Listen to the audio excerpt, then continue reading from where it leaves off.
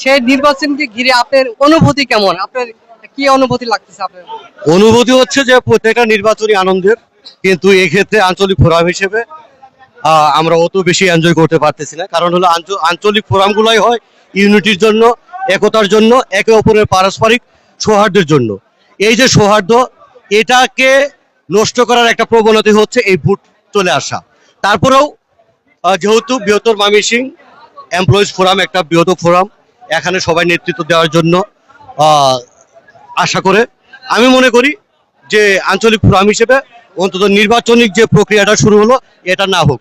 আমরা যোগ্য দেখে, যাকে যোগ্য মনে হবে, যে নেতৃত্ব দিতে পারবে, যে সংগঠনটাকে ভালো চালাতে পারবে, আমরা তাকে বেছে নেব। আমি তারপরেও যে জিনিসটা থাকে, যেহেতু আমাদের দুজন সভাপতি প্রার্থী এবং কেউ কাউকে ছাড় দিতে নারাজ, সেক্ষেত্রে ভোট প্রয়োগ হোক এবং যে যোগ্য সেই বিজয়ী লাভ করবে। এখানে দেখতে পাচ্ছি যে সভাপতি পদে দুইজন প্রার্থী আর সেক্রেটারি পদে অলরেডি একজন নির্বাচিত হয়ে গেছেন। সেই ক্ষেত্রে আপনার কি এখানে তারা যে নির্বাচিত হয়েছে সেটার এখানে আপনার কোনো ব্যাখ্যা আছে?